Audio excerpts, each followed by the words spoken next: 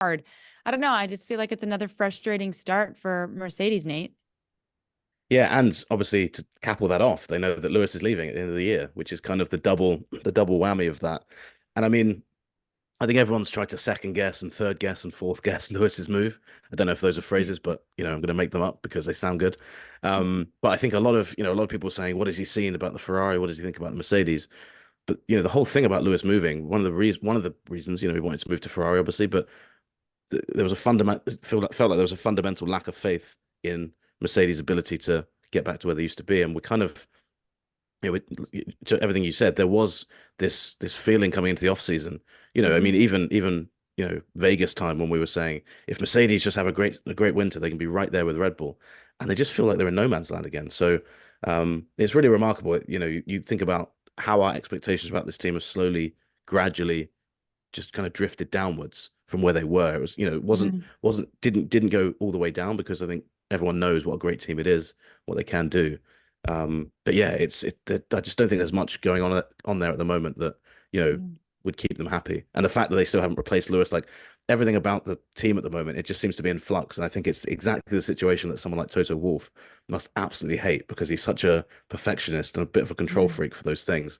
And yet everything is kind of there's a big question mark around everything, which is kind Yeah. of the opposite of how Mercedes has worked, or at least how they did operate when they were dominating a few years ago.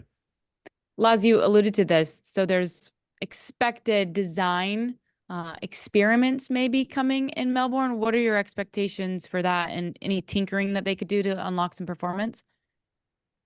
Yeah, so the issue they face at the moment is that in the wind tunnel and in their simulations, the downforce is there. So when they kind of run the car through, through the simulator, through CFD, this downforce exists. But then when they put it on track in real life, they can't find it, and often they have this very familiar issue to anyone who's followed Mercedes the last 2 years of bouncing, which is something they had a lot in 2022, where basically the car is running so low to the ground that it bottoms out, and then it kind of creates this bouncing up and down suspension that is awful for the driver in the cockpit, and it's also bad for performance and bad for the amount of downforce the car's generating. So that is an issue which they had in Jeddah. Now they had 3 practice sessions to try and solve it in Jeddah. They tried some various things. They tried running the car a bit higher, but it didn't work. So what they did get was a whole bunch of data which they can now dig into, and so this theoretical downforce that exists, they can start to try and find it in reality again.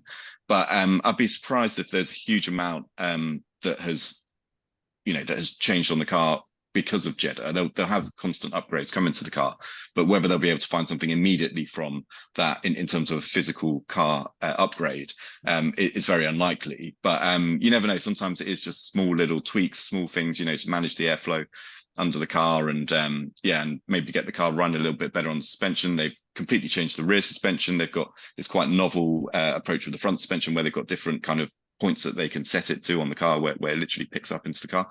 So that could be things they can tinker with and change and basically run as experiments during the free practice sessions ahead of qualifying in Melbourne. But it's not where they want to be because you don't want to be learning on the job at this point because every other team, Red Bull especially, seems to have hit the ground running. Ferrari have obviously done a decent job.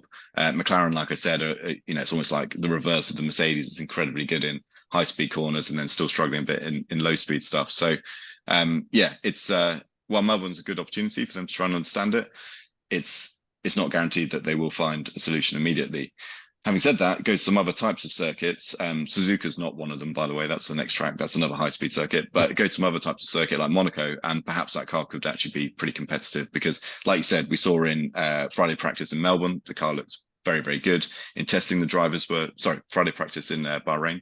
And in testing in Bahrain, the drivers were quite happy with it. So it seems like there's some potential in there. It's just unlocking the full thing that they need to do. Thanks so much for watching ESPN on YouTube. And for more sports highlights and analysis, be sure to download the ESPN app. And for premium content and live streaming, subscribe to ESPN Plus.